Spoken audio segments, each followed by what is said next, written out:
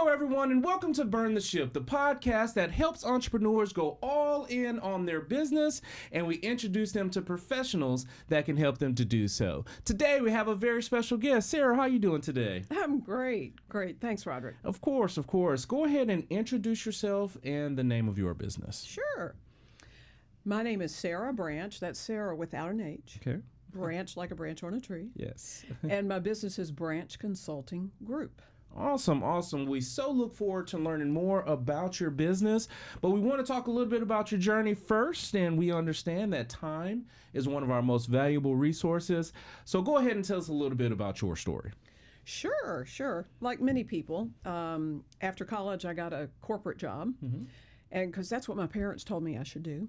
And exactly. I was in corporate for a number of years. Mm-hmm. And I finally decided that was not for me. I needed to grow up and get a big girl job and have my own business. Yes. So a couple of years ago, I left corporate. Mm-hmm.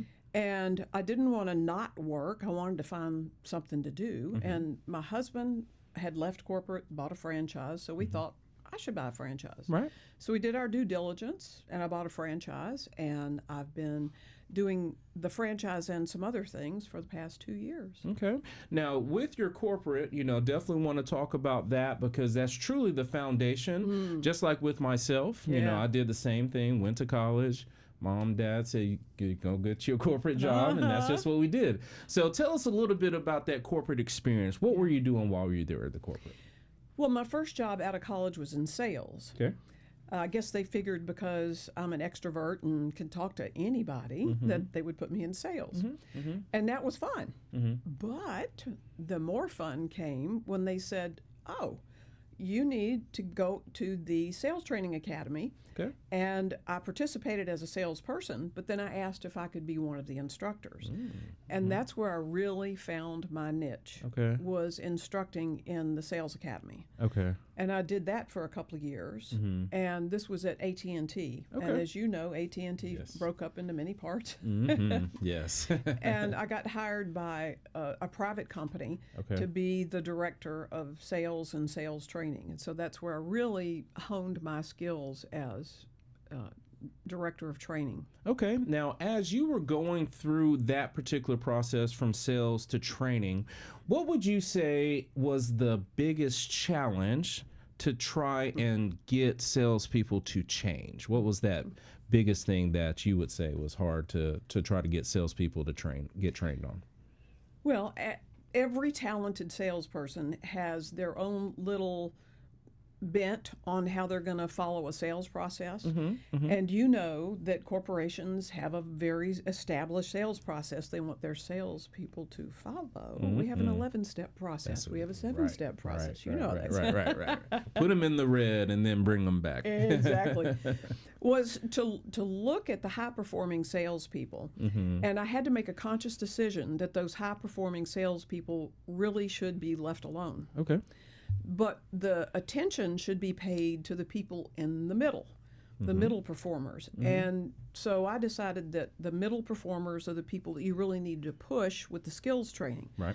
Map the skills of the high performers, take those skills and see how well they matched with the corporate process, and then take the middle people and get their skills to match both the corporate and the high performers, because the high performers had learned how to work their way around the sales process. So that was the real trick, was mapping the high performer skills and then getting the middle performers to behave more, get their skills more like the high performers. Yeah, see if you can push them up into that particular category, and the lower ones, they were probably just gonna. That was the real that made a lot of sense. Now, with those particular processes, you said you did that for a while, and then things started to change, and you said, hey, look, I want to try to do something different.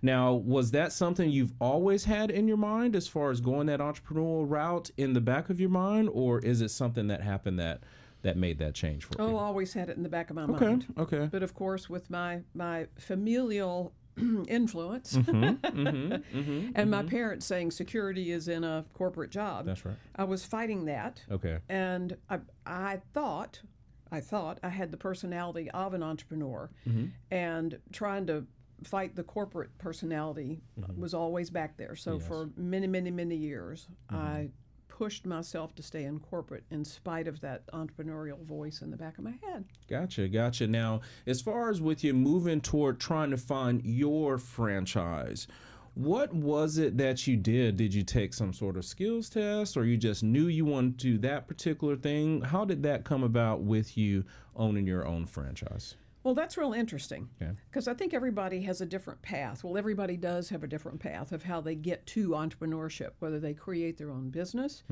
or whether they buy a franchise. Okay.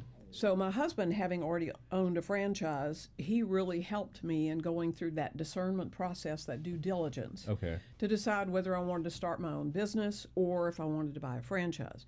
Originally, when I came home one day from corporate and said, I can't take this anymore, I'm done.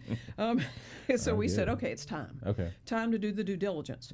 We looked at brick and mortar. We looked at existing businesses. We looked for people who'd owned businesses for years that were going to retire. Should we buy that? And we decided that what we ought to do is find a business that's complementary to his. And what worked was a franchise that's complementary to his. Okay. He's a business coach. Okay. And I decided, or we decided, that having a networking franchise would help possibly bring leads to him. People would join my group. He'd be part of helping coach in my group, and then he could get coaching clients from my group. Okay. Now, with that, is it where you are just trying to get all types of businesses under one umbrella? Is it specific? Tell us a little bit more about that part. Yes, it was business to business, B2B. Okay. So we were not catering to those people who were in home services, real estate, that kind of thing. Okay. We primarily were looking for B2B businesses. Okay. That's awesome. And it was something that you guys were doing nationwide, locally. Tell me a little bit about that process. Actually, it was just locally. Okay. The franchisor, the franchise system, is headquartered in Houston, Texas. Okay. And I bought a segment of Atlanta for my franchise. Okay. Now, with it, you said, I know, because of course I did some research on you, you do some other things as well. As far as when it comes to trying to help people understand how to network, was it something that you just saw out there in the world that there was a need for?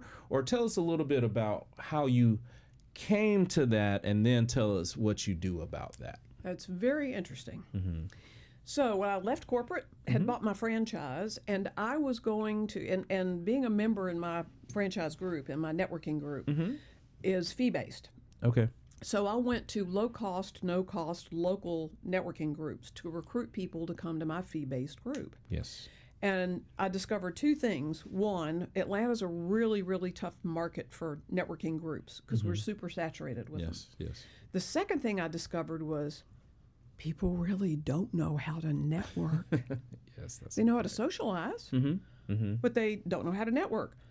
I had left my corporate job as director of training and development, so I had ideas in my head of, oh man, these people need some training.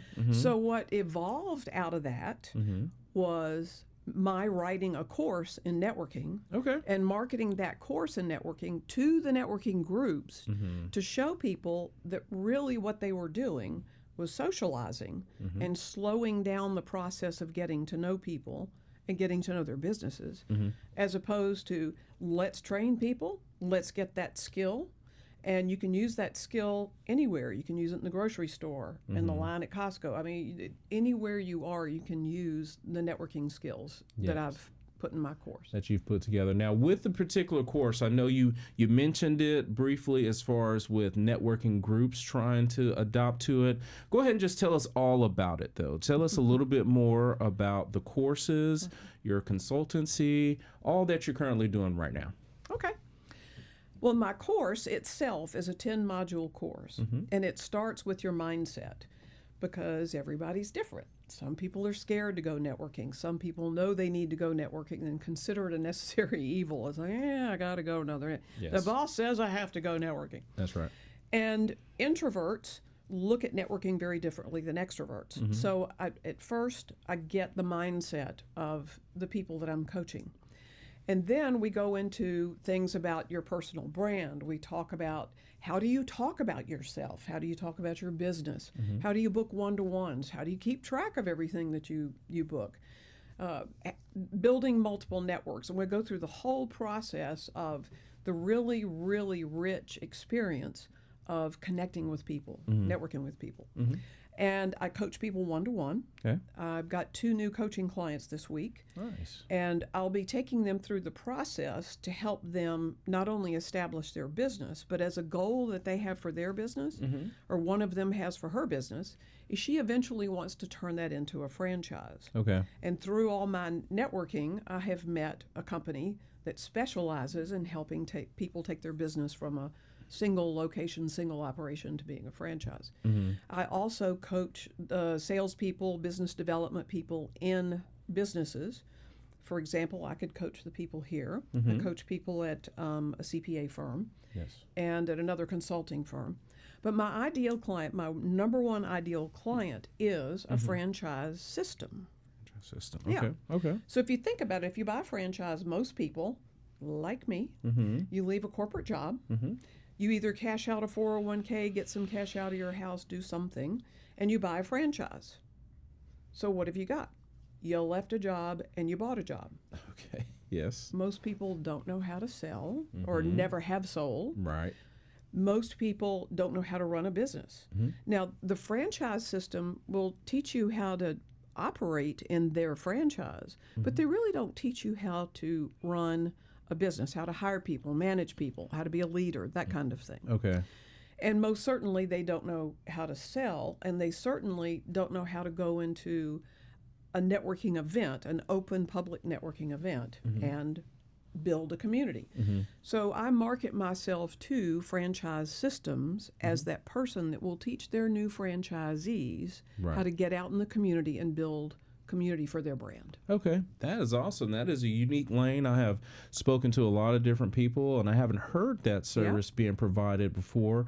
And as we are trying to paint a perfect picture on that canvas, I want to continue to ask questions about that, especially because of its uniqueness. Now, as you have been doing that, I want to learn more about referral partners and people that have helped you or can help you get in contact with that ideal client. Over your time of networking, who would you say has been a good referral partner for you to help you to get in front of those people? Well, let me talk about each of my ideal clients. Yes. So my ideal client of one-to-one coaching could be just about anybody who owns a business. I prefer solopreneurs and people who are trying to build something new that's not now I coach real estate agents. That's really one of my preferred folks. My course has been approved by the Georgia Real Estate Commission for continuing education units, so that's how I and this is for individual agents, or do you do their entire? Well, the way it usually works is a brokerage that has a school in it will hire me. Well, they don't hire me. They'll let me come in and train real estate agents. The Georgia Real Estate Commission actually pays me for teaching, but I use it as a lead magnet to get one-to-one coaching with individual real estate agents. So that's one. Now, as far as franchises are concerned, my referral partner are franchisees. Now, if you think about it, a lot of franchise brands are one of many under an umbrella. For example, one of the largest, and I believe they are the largest, franchise companies in the United States is Neighborly Brands, and they're headquartered in Waco, Texas. They have about 30 different brands that are all home services brands. Things like Mr. Handyman, Precision Garage Door, those things are part of Neighborly Brands. So I get to know the individual franchisees.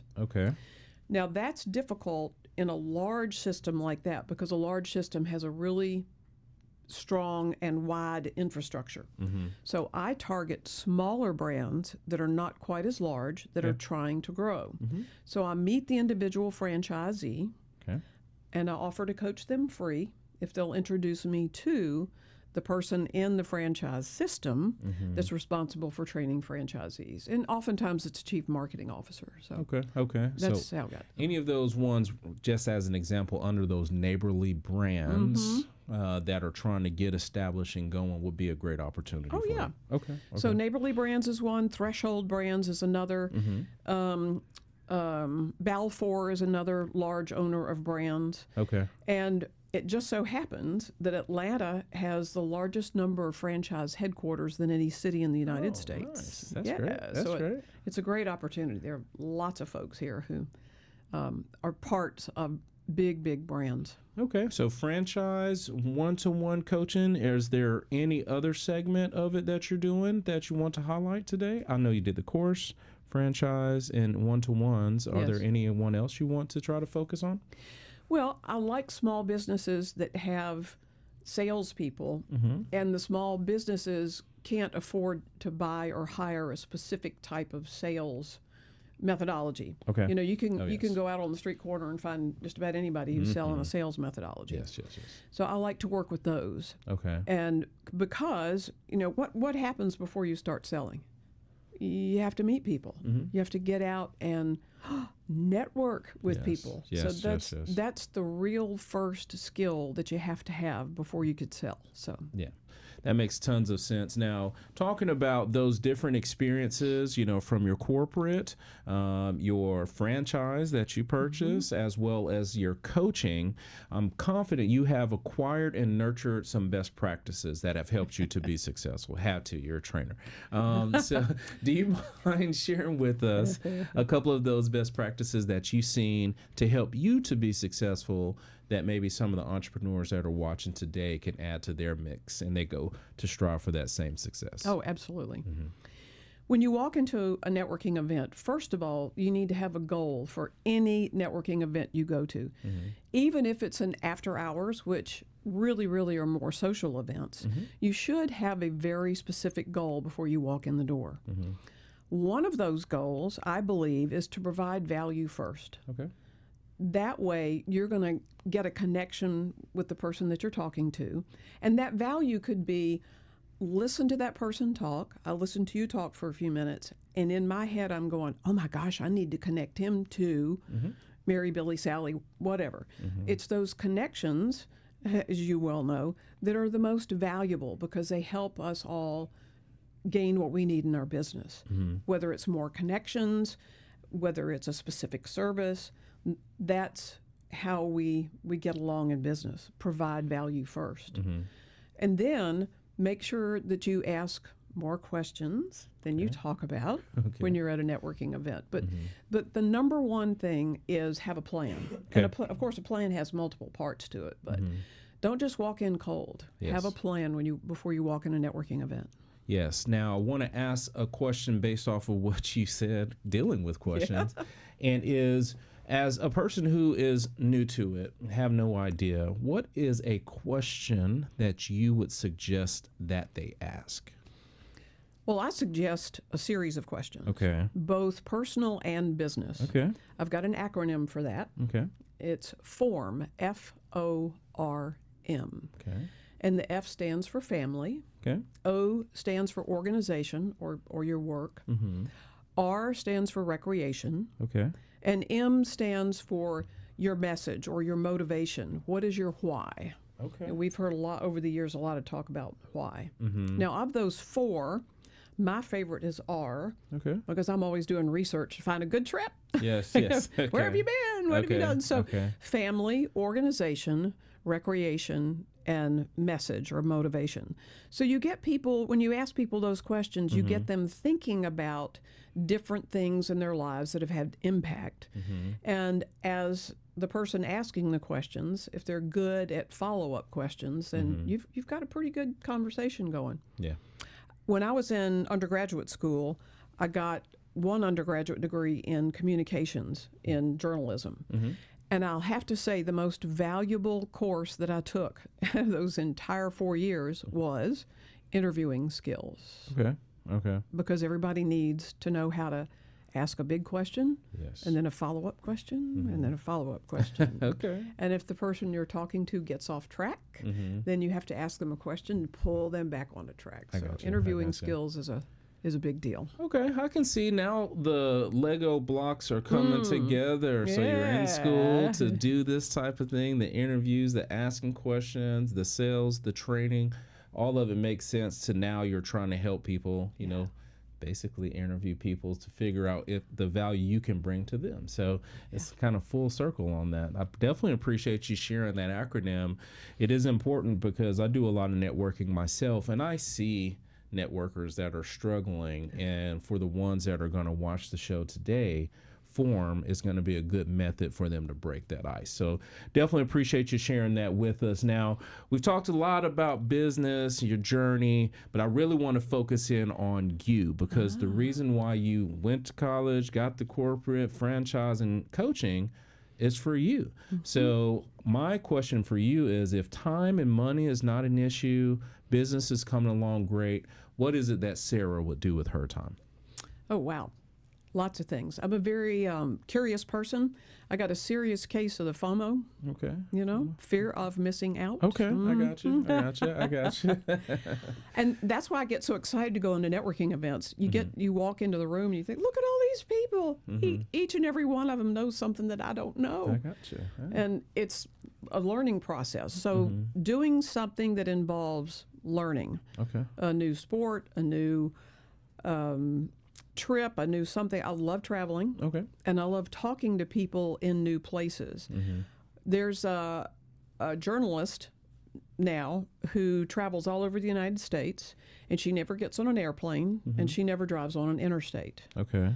That would be wonderful for me to drive around and talk to people in diners, barbershops, beauty shops, car repair places, find out what's going on. Yeah.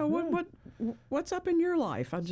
That would just be so much fun. Yes, continuous learning. Yeah. I like that. Now, you talked about sport briefly, new sport like pickleball, bocce. What do you think that next sport is you would want to try? And Well, let's see. In high school and college, I played tennis and softball. okay.